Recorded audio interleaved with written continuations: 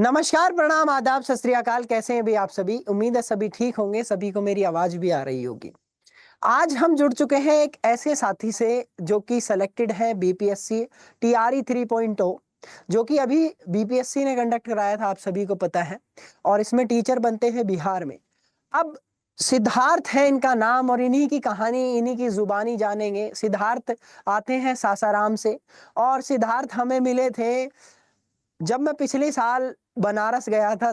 तब से मुझे याद है सिद्धार्थ से हमारी मुलाकात भी हुई थी और सिद्धार्थ सेलेक्टेड है। उसी दिन सिद्धार्थ का फोन भी आया था, तो बहुत दिन से मुलाकात हुई नहीं पाई, लेकिन आज जो है वर्चुअली मुलाकात हो रही है।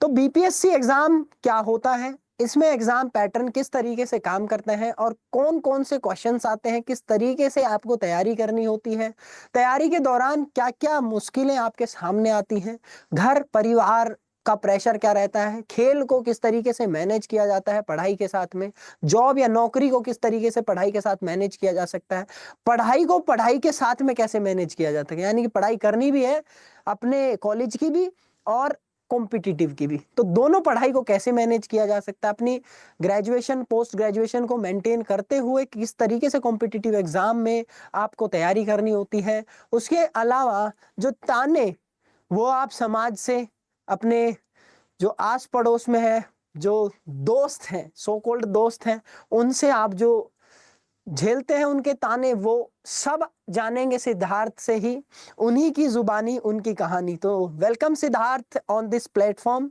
आपका स्वागत है। एक बार मैं पूरे अड्डा और अड्डा की टीम की तरफ से आपका स्वागत और अभिनंदन करता हूं इस चैनल पे। हाँ धन्यवाद जी, सर। तो अपने बारे धन्यवाद। में बताएं, पहले अपने इंट्रोडक्शन दीजिए, वहां से शुरुआत करिए। मेरा सिद्धार्थ कुमार नाम है। मेरे पिताजी का नाम राजकुमार चौधरी है और हम सासाराम से ससुरी मकबरा के जस्ट सामने घर है मेरा, वहाँ से बिलोंग करता हूँ। और मैंने सर अपना physical education Guru Nanak university Amritsar Punjab से किया है। और हम सर ऑल इंडिया यूनिवर्सिटी में बहुत सारे गोल्ड मेडल, जैसे ताइक्वांडो में, पेंचक सिलाट में, नेशनल में और यूनिवर्सिटी में बहुत सारे मेडल मैंने जीता है। और फिर उसके बाद लॉकडाउन में घर पे आया। फिर उसके बाद यहाँ CHS BHU का वैकेंसी था 2022 में, यहाँ अप्लाई किया तो यहाँ कॉन्ट्रैक्ट बेसिस पे हो गया और अभी तक यहाँ पे हम हैं। तो अभी आप मतलब एज ए टीचर हैं या कोच हैं? टीचर है sir, assistant physical teacher, TGT पे सर। अच्छा, टीजीटी पोस्ट पे आप ऑलरेडी भी कहाँ पर पोस्टेड है, बनारस में? जी सर, BHU में, BHU का स्कूल है sir, central Hindu boys school. तो अच्छा। हाई स्कूल में है सर। अच्छा, वहां पे आप ऑलरेडी टीचर हैं और उस टीचर के दौरान ही आप टीचर की तैयारी भी कर रहे थे? जी सर, दोनों सर बस। तो आप कहें आपकी कि bachelors GNDU Guru Nanak Dev university से हुई है जी सर। और मास्टर्स? मास्टर सर मैंने नहीं, हम सर नहीं कर पाए। 2018 अच्छा 20 से अच्छा। किया, 20 के बाद लॉकडाउन लग गया, हाँ। फिर कर नहीं पाए। ओके ओके, मैं समझ सकता हूँ इस बात को। बहुत लोग सेक्रीफाइस करते हैं घर के कारण, परिवार के कारण, थोड़े पैसे की भी तंगी होती है, उसके कारण भी मास्टर डिग्री नहीं कर पाते हैं। लेकिन बीच में ही एक बात कहना चाहूंगा, जो भी साथी मास्टर डिग्री नहीं कर पा रहे हैं, आप कोशिश करो करने की। किसी भी हद तक आपको जाना पड़े, आप मास्टर डिग्री जरूर करना। बाद में बताऊंगा इसके बेनिफिट्स क्या होते हैं। हमारे लेक्चर की ओर बढ़ते हैं, वापस से हमारे इंटरव्यू की ओर चलते हैं।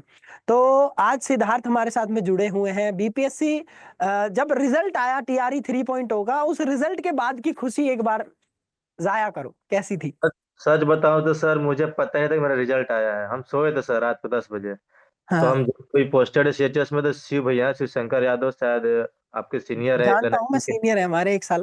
तो उनके वो, हम दोनों साथ में यहाँ पोस्टेड है CHS में, अच्छा। साल से साथ में है। भैया PGT पे है, हम TGT पे हैं। तो हाँ भैया हमको कॉल किए रात में 10 बजे, हम नींद में हैं, अरे तुम रिजल्ट देखो, तुम्हारा रिजल्ट आया। बोले भैया भैया झूठ बोल रहे हैं आप, सच में देखो देखो। PDF भेजे, हम देखे तो फिर हम, मेरे पास एडमिट कार्ड नहीं था, यहाँ रूम पे था, हम उस वक्त घर पे गए हुए थे। हाँ फिर उसके बाद हम यहाँ पे ताला वाला तोड़वाया है रूम का, अपना एडमिट कार्ड निकलवाया, रूम बगल में गए तो देखा एडमिट कार्ड पे तो सही रोल नंबर सब कुछ सही रोल था। नंबर। लेकिन जो मेरा नाम है सर यूनिक है थोड़ा, सिंगल डी लास्ट में A है, तो हम समझ गए थे कि मेरा ही है। और 35 याद था तो, लेकिन कंफर्म 100% होने के लिए फिर होना पड़ता है। फिर उसके बाद फिर पापा मम्मी बताया, बहुत मम्मी पापा बहुत खुश हुए। फिर चलो ठीक है, अच्छी बात है, मैंने तो तुम्हारी। उसके बाद में पड़ोसियों का क्या रिएक्शन था? सर किसी को नहीं पता है। अभी भी किसी को नहीं पता है। किसी को नहीं पता, जब तक ज्वाइन नहीं करते हैं तब तक कुछ नहीं। बहुत बढ़िया, ये चीज रहती है वैसे, बहुत लोगों में सीक्रेट रखते हैं, जब ज्वाइन करते हैं उसके बाद ही बताते हैं। नेवर सेलिब्रेट अर्ली, हाँ बहुत अच्छी बात है, हर किसी की अपनी अपनी स्ट्रेटेजी रहती है। अब अपनी अपनी स्ट्रेटेजी तो रहती है, आपकी स्ट्रेटेजी क्या थी एग्जाम के दौरान वो बताएं पहले। तो एग्जाम के दौरान मेरा तो यही था कि तैयारी करने का तरीका कि पहले तो अपना सर नींद को हराम कर दो, मतलब कि सो उतना ही सो, क्योंकि अभी सर हम लोग यंग है, अभी हम लोग शरीर को झेला सकते हैं, जितना कष्ट देंगे शरीर को उतना शरीर आगे बढ़ सकते हैं। अभी तपाना है शरीर को, तो हम सर सुबह 4 बजे उठते हैं, हम्म। अपना पूरी दिनचर्या करते हैं, उसके बाद योगा वगैरह करते हैं, उसके बाद पढ़ने बैठते हैं, फिर उसके बाद ड्यूटी, फिर हम्म। स्कूल से आए, फिर उसके बाद यहाँ पे भी हम बीएचयू में योगा डिप्लोमा कोर्स भी कर रहा हूँ, फिर उसमें हम्म। माउंटेनिंग कोर्स भी कर रहा हूँ। फिर उसके बाद आता हूँ शाम में, फिर खाना वाना बनाया, खाया पिया, फिर बैठने पड़ गया 10 11 12 बजे रात तक।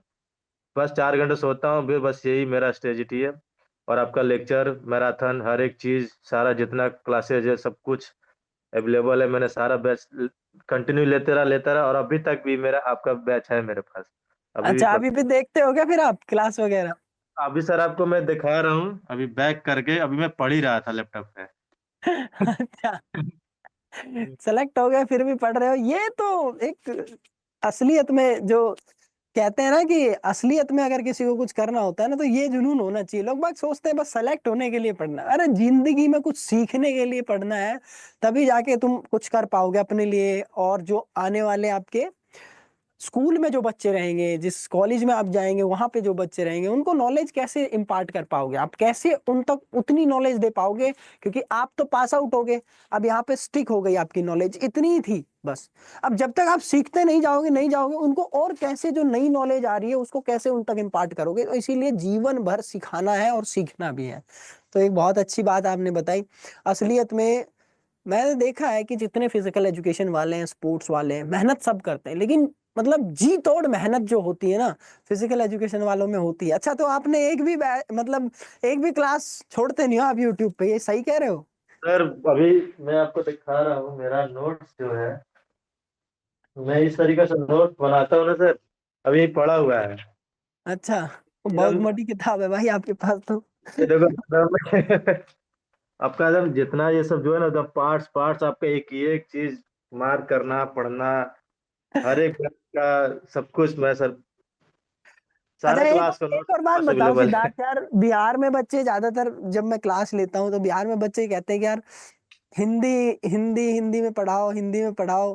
तो आपके पास, आपके साथ में भी ये प्रॉब्लम आई थी क्या, हिंदी में या इंग्लिश में, इस तरीके की कोई प्रॉब्लम आई थी? सर अभी ब्लूटूथ कनेक्ट हो गया था, अभी आवाज नहीं सुनाई दिया था, प्लीज फिर से। अच्छा, मैं ये कह रहा हूँ कि जैसे बिहार में बहुत सारे बच्चे यूं कहते हैं कि मतलब हिंदी में पढ़ाओ सर, हिंदी में पढ़ाओ, हिंदी में है, हिंदी में है। और मैं उनसे कहता हूँ कि 10 दिन रुक जाओ, तुम हिंदी की जगह तुम इंग्लिश में, जैसे मैं पढ़ा रहा हूँ हिंदी इंग्लिश मिक्स करके वैसे ही पढ़ने की कोशिश करो, आदत डल जाएगी।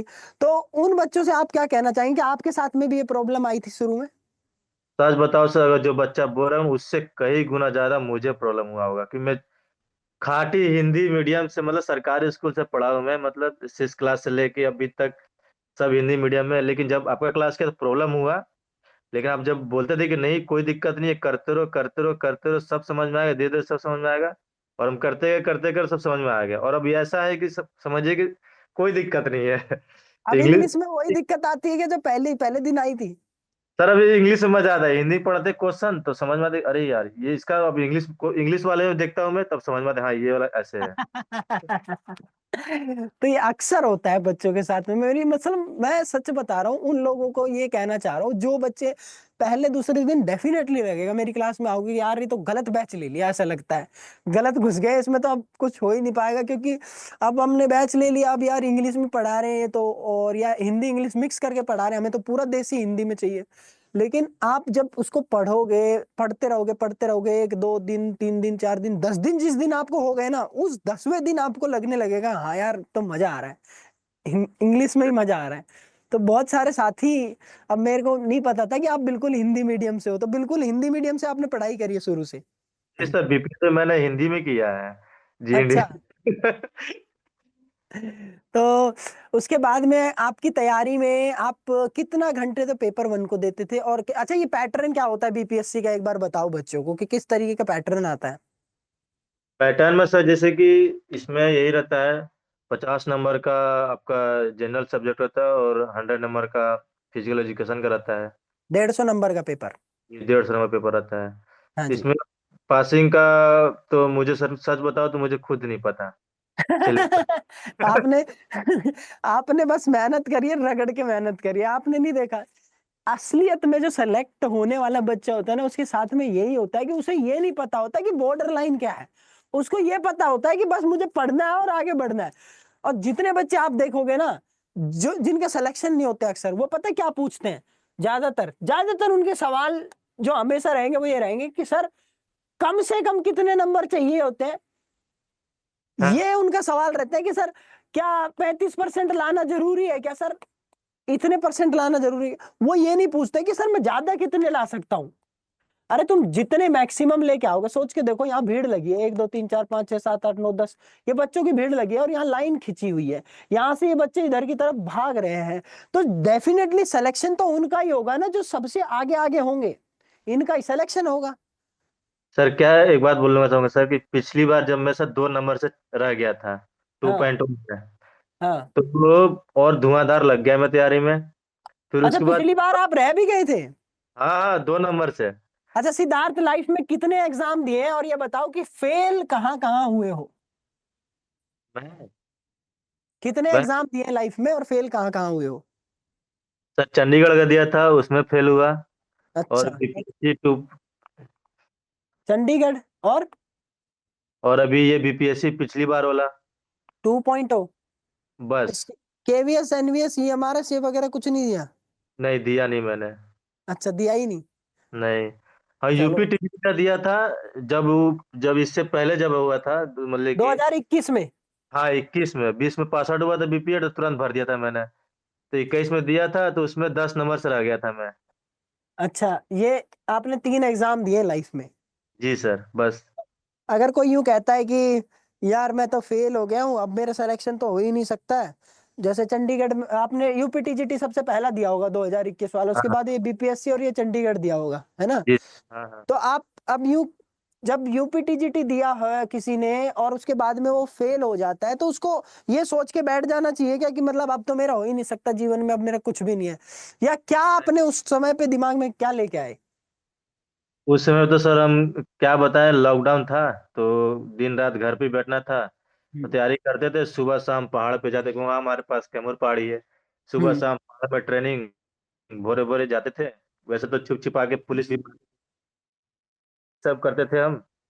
हाँ। उसके बाद दिन रात बस वही पढ़ाई लिखाई करते थे अपना। उस टाइम आपका मैंने बैच नहीं लिया था, यूट्यूब पे आपका अच्छा। हम देखते थे ऐसे ही, मतलब मैराथन वगैरह या जो भी जहाँ तहाँ से हाँ। क्लास देखते रहते थे। तो फिर पता चला कि अड्डा पे क्लास चलता है। तो फिर मैंने हम्म। आपका परचेज किया 23 में। फिर अच्छा। तैयारी की। अच्छा उसके बाद में आपने 2.0 दिया और ये चंडीगढ़ वाला दिया, फिर आपको क्या फीलिंग आई, किस तरीके की। फीलिंग आई कि सर जैसे कि मेरा फिजिकल एजुकेशन तो सब्जेक्ट सही है। हम्म। तो उसके बाद जनरल सब्जेक्ट में मेरा दिक्कत होता, मेरा चंडीगढ़ में हो जाता सर। हम्म। चंडीगढ़ में हाई ऊपर से पंजाबी भी लैंग्वेज भी था। अच्छा। तो फिर वही दिक्कत है कि नहीं हो पाया, और 2.0 में भी नहीं हो पाया। तो मैंने जनरल सब्जेक्ट पर सर पहले फोकस किया ज्यादातर। अगर जिसका सर जनरल सब्जेक्ट सही रहेगा ना, तो सही बताता हूँ कि अपना तो सब्जेक्ट तो सब लोग सही रखते ही हैं, ठीक ठाक पढ़ लेते कर लेते हैं। अगर जनरल सब्जेक्ट सही रखेंगे, धुआंधार तैयारी करें, जनरल सब्जेक्ट थोड़ा सा समय दें, तो उसको भी उस लोग सोचते हैं कि वो कुछ नहीं है, चलो हटाओ उसको, हम देख लेंगे कर लेंगे। उसी को हम्म। देखने करने के चक्कर में सब खत्म हो जाता है, रिजल्ट भी नहीं बन पाता है, कटअप भी नहीं बन पाता है, मेरिट भी नहीं बन पाता है। तो उसको भी देखना जरूरी है सर। तो क्या मोटिवेशन था आपका जब तैयारी करते थे, आप लगभग कितने घंटे पढ़ते थे अपने एग्जाम्स के लिए। ज्यादा नहीं सर, बस 3 4 घंटे बस, लेकिन हाँ इतना पढ़ता था कि एकदम, हाँ क्लियर रखता था मैं सब कुछ फंडे। जो रात में सर पढ़ता था, भोर में, सुबह में जब मैं उठता था, सब कुछ किया करके सुबह में एक बार जरूर उसको मैं रिपीट करता था पूरा एकदम। तो उस ultimately revision is the key, जैसा हम बोलते भी हैं, तो रिवीजन आप करते थे। नोट सर जरूरी है, कुछ भी पढ़ो उसको लिखो। एक रफ बनाओ और एक फेयर बनाओ, और फेयर इतनी अच्छे से ड्राइंग बना के एकदम अच्छे कलर वलर एकदम लाल पीला हरा ब्लू करके थोड़ा दिमाग में लगे कि हाँ बनाएंगे, तो दिमाग में घुस जाता है सर। एक बार रफ करेंगे, एक बार फेयर करेंगे, तो आपको याद करने की जरूरत ही नहीं पड़ेगी, अपने आप दिमाग में घुस जाएगा। अच्छा, तो आप ये बताओ अब कि ज्यादातर आप कैसे पढ़ते थे, मतलब अपने नोट्स से ज्यादा पढ़ते थे या वीडियोस से ज्यादा पढ़ते थे, या फिर आप यूट्यूब पे ज्यादा देखते थे, या पेड पेड पे ज्यादा देखते थे? जब आपने पेड ले लिया, पेड आपने कब लिया, पहली चीज तो ये बताओ। डेट सर मैंने 23 में लिया। 2023 में? जी सर। ठीक है, 2023 में जब आपने पेड ले लिया, उसके बाद में आपकी क्या स्ट्रेटेजी थी?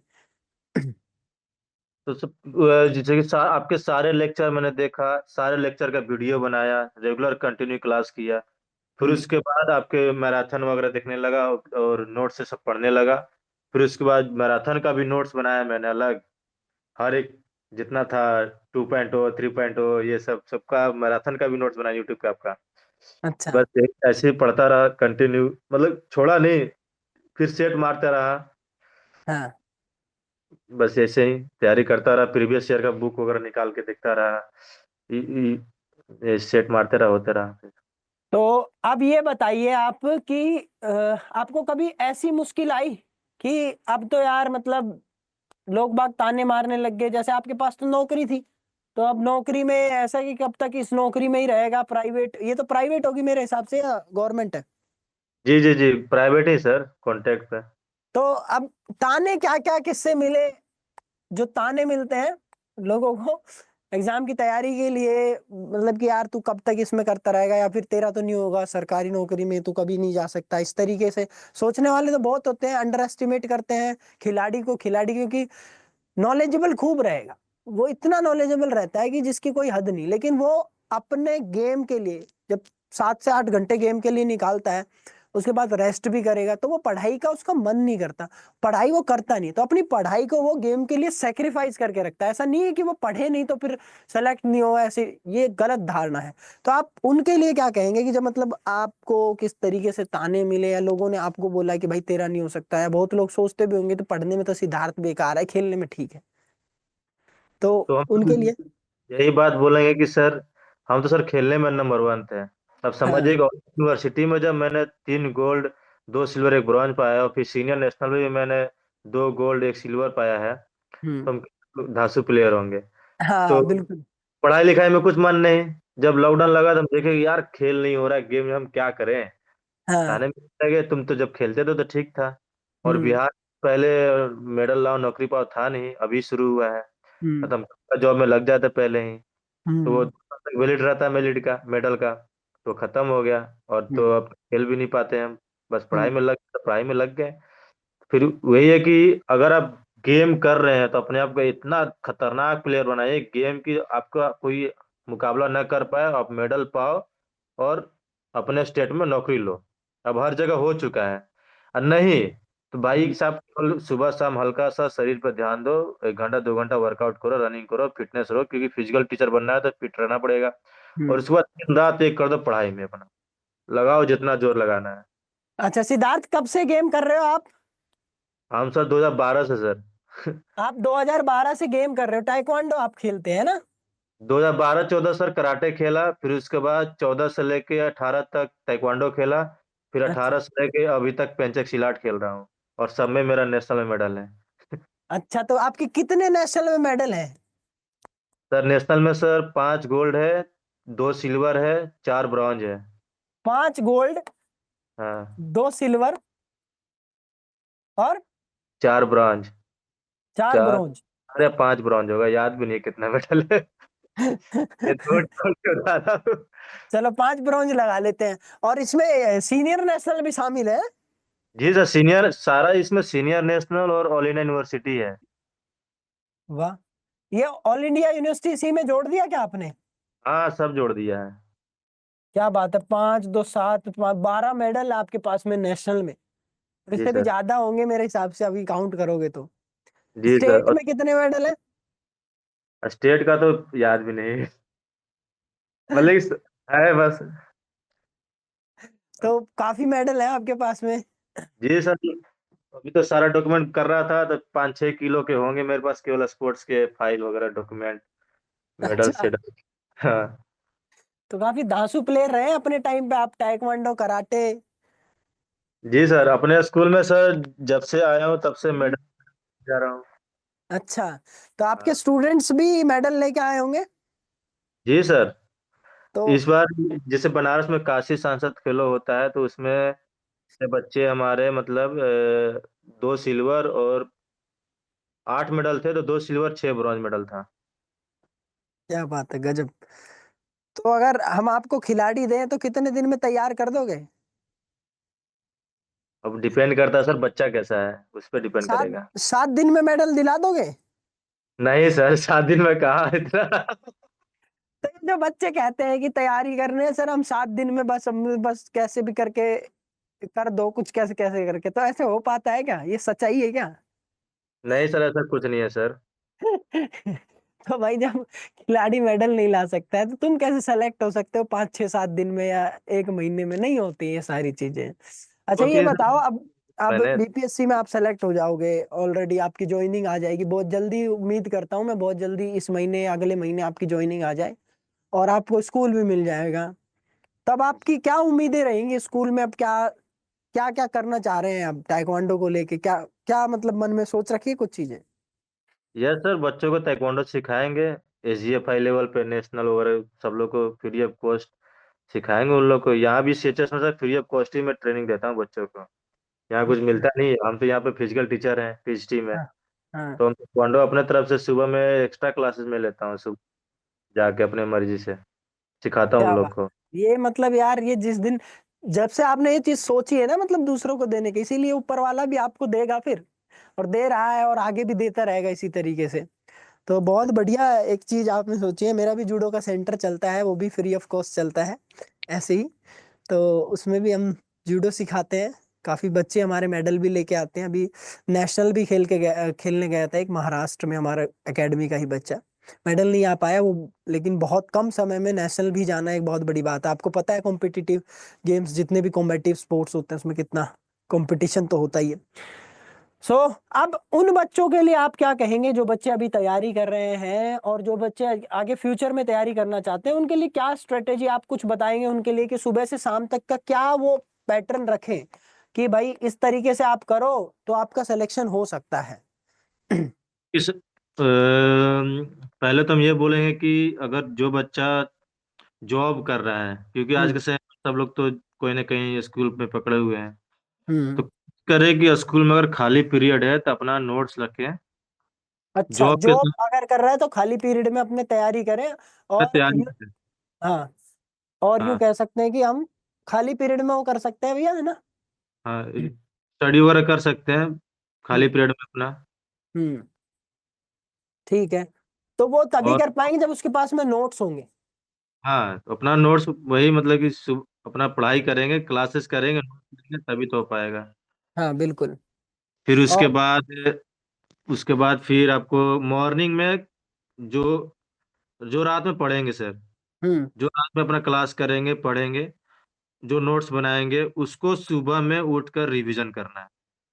रिवीजन एक सबसे बेस्ट चीज मॉर्निंग में आपने बताई। हाँ जितना पढ़ेंगे, हम्म। क्यों ना मतलब कि 8 10 20 पेज पढ़ना, जितना भी पढ़े सुबह में उसको 1 2 बार पढ़ना जरूर है। ठीक है, या मॉर्निंग में रिवीजन। नहीं, बस पढ़ना है। हम्म। बस पढ़ना है 2 3 बार, रट्टा नहीं मारना है, वो अपने आप हाँ। याद हो। और उसका नोट्स बनाना है अच्छी तरीके से, एक रफ कॉपी होनी चाहिए और हम्म। एक नोट होनी चाहिए। हमारा तो सर यही काम है कि हम नोट्स एकदम अच्छे से बनाएं। नोट्स बनाने में हमको आधा याद हो गया, फिर उसके बाद रिवीजन करेंगे, प्रैक्टिस करेंगे, याद करेंगे, वो तो अपने आप हो जाएगा सर। अच्छा, जो बच्चे मेरी क्लास में भी आपने सुना होगा कितनी बार, आपको तो गुस्सा भी आ जाता होगा, मुझे ऐसा लगता है, जो बच्चे कहते हैं कि पीडीएफ दे दो सर, पीडीएफ दे दो, और मैं कहता हूँ कि हाथों से नोट्स बनाओ, तो आपको क्या लगता है कि मतलब?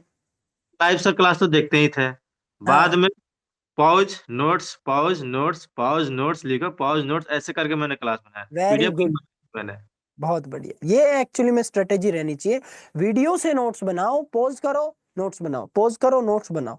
वो सबसे बेस्ट है। आपको लगता है कि इसने तैयारी में आपको मदद करी होगी? बहुत सारा 100% मैंने बताया। पीडीएफ मांगे, प्रिंट आउट कराए, नहीं कराए, फोन में ही पढ़ा है, खत्म कहानी। आप क्लास में नहीं पढ़ भी नहीं पाएंगे, फिर सोचेंगे अरे यार अब क्या करें हम। हाँ। नहीं। तो ये आपकी तैयारी की स्ट्रेटेजी रही थी। अब ये बताओ, अब आपको कितनी घर से कितनी हेल्प मिली या मदद मिली, या घर वालों का प्रेशर था क्या किसी तरीके का कि नौकरी करो यार, तुम कर नहीं रहे हो, सरकारी के लिए ट्राई करो? नहीं सर, फुल सपोर्ट था हमारे साथ तो, पूरा एकदम। अच्छा। करो बेटा, जो करना है करो, बस करो तुम। हाँ, तो ये एक होना चाहिए, तभी जाके तो आप इतने नेशनल में फिर मेडल भी ले पाए, नहीं तो कौन। अरे हमारे पापा थोड़ा सा स्टार्टिंग में थे कि बेटा तुम अमीर बाप के तो लड़के नहीं हो, कुछ लग गया, चोट लग गया, कुछ हो गया तो कैसे करोगे। हम्म। तो हमारे भैया सपोर्ट करते थे। हमारे भैया ही वहां पे जाके एडमिशन कराए जीएनडीयू में। यहाँ भी बीएचयू का भी निकला था इंट्रेंस, बट यहाँ गेम नहीं था, ताइक्वांडो मार्शल आर्ट नहीं था। तो हम्म। हम जीएनडीयू एक बार अपने यूनिवर्सिटी से बीरकुंवर सिंह नारा यूनिवर्सिटी, वहां से खेलने गया था ताइक्वांडो। तो हम्म। वहाँ का माहौल मैंने देखा था, तब तब जाके बोला कि नहीं, वहाँ का भरता हूँ, वहाँ पे मेरा हो गया सिलेक्शन, तो भैया जाके एडमिशन कराए। हम्म। बहुत बढ़िया, बहुत बढ़िया, शानदार। तो आप आगे बहुत अच्छा। ट्रांसपोर्ट। हाँ, बहुत अच्छा लगा यार सिद्धार्थ आपसे बात करके भी, और काफी अच्छे आपने बातें भी बताई। और अगर कुछ आप स्ट्रेटेजी बताना चाहते हैं आने वाले जो साथी हैं, उनको कुछ कहना चाहते हैं, दो चार शब्द आप अपनी तरफ से कुछ कहना चाहते हैं, तो वो भी कह सकते हैं आप। हम तो यही कहें कि देखो, आप लोग बस इतना याद रखना है कि जो सर पढ़ाते हैं, जो सर बोलते हैं ना, आप लोग सोचते हो कि सर दिमाग चाटते हैं, इधर उधर बातें फालतू करते हैं, वो सब करते हैं, वो तो हर टीचर करते हैं। लेकिन जो सर बता रहे हैं, जो जिस तरीके से सर स्ट्रेटेजी बताते हैं कि हाँ ऐसे ऐसे पढ़ना है, ऐसे ऐसे करना है, उसको बस फॉलो करो, आप आंख बंद करके एकदम हम्म। चलते रहो। आंख बंद कर चलते रहोगे, जैसे सर बता रहे, जैसे सर गाइडलाइन करे, हाँ इसका नोट्स बनाना है, इसका ये करना है, उसका वैसे पढ़ना है, ऐसे पढ़ो, आप ऐसे करो, बस वैसे करते रहो, कुछ करना थोड़े ना है, बस वैसे करो आप। अपने कुछ भी अगर आपको तबीयत खराब होगा तो आपको अंदर से अरे भाई तबीयत खराब हो, जाके दवा लेना है, दवा हाँ। लेंगे तो ठीक होंगे। तो आपको नौकरी लेना है तो सर जैसे बता रहे, दवा दे रहे हैं, आप लो सर का दवा और लो, खाओ, बस ठीक हो जाओ, नौकरी लो, अपना ठीक हो जाओ फिर। क्या बात है। तो यही बात है, हम आपके सारे बातों को फॉलो किए और उस पे अमल किए। 2-3 बार असफलता मिली, बट उसको हम अपने अंदर कमी को पहचाने कि नहीं हमारे अंदर कमी क्या है। तो अदर सब्जेक्ट्स जो हिंदी, इंग्लिश, रीजनिंग, मैथ जो है, ये सब उस पर थोड़ा सा कमांड किए, बस हमारा हो गया। आपका तो बाकी मार्गदर्शन था ही फिजिकल एजुकेशन में, कर लिया। क्या बात है, क्या बात है भाई सिद्धार्थ, बहुत अच्छा लगा आपसे बात करके, और आपने अपना कीमती वक्त दिया, उसके लिए भी बहुत बहुत धन्यवाद सिद्धार्थ। जैसे ही बताता नौकरी हूँ। लगेगी आना जी जी, है अभी गुड़गांव। 5 बजे जाना है मुझे माउंटेनिंग क्लास। बार बार अच्छा। मैसेज कॉल हो रहा था, हम सबको होल्ड कर दिए कि प्लीज वेट आफ्टर हाँ। 30 मिनट। हाँ। तो मैंने भी, मेरी भी 5 बजे क्लास थी, उसको भी हमने होल्ड कर दिया है। ठीक है Siddharth, thank you so much for your valuable time, कि आपने इतना कीमती समय हमें दिया। और मैं एक बार फिर से सभी बच्चों से कहना चाहूंगा कि सिद्धार्थ ने जैसी स्ट्रेटेजी फॉलो करी है, आप लोगों को भी फॉलो करनी है। वीडियो को नीचे कमेंट कर देना, क्या पता सिद्धार्थ या मैं कोई भी फ्री हो के आपके कमेंट का रिप्लाई कर दें। आपके कोई ऐसे सवाल हों जो हम ना पूछ पाए हों सिद्धार्थ से, तो डेफिनेटली हम या सिद्धार्थ कोई भी आपके इस वीडियो के सेशन में जो कमेंट है, इसमें हम जरूर आपका रिप्लाई करेंगे। समय की कीमत हम समझते हैं, सिद्धार्थ को भी अभी क्लास के लिए जाना है, मुझे भी अभी एक क्लास लेनी है, तो मैं आप लोगों से यहीं अलविदा लेना चाहूंगा, और एक बार फिर से धन्यवाद करता हूँ सिद्धार्थ का। Thank you so much Siddharth for your valuable time. नौकरी लेने के बाद आएंगे जरूर आपसे मिलने। डेफिनेटली गुड़गांव में आपका स्वागत है। ठीक है, तो मिलते हैं भैया नेक्स्ट किसी वीडियो में किसी और साथी के साथ में, तब तक के लिए देखते रहिए चैनल को। Thank you so much. Physical education जय सर, जिंदाबाद। फिजिकल जय, एजुकेशन जिंदाबाद। जिंदाबाद।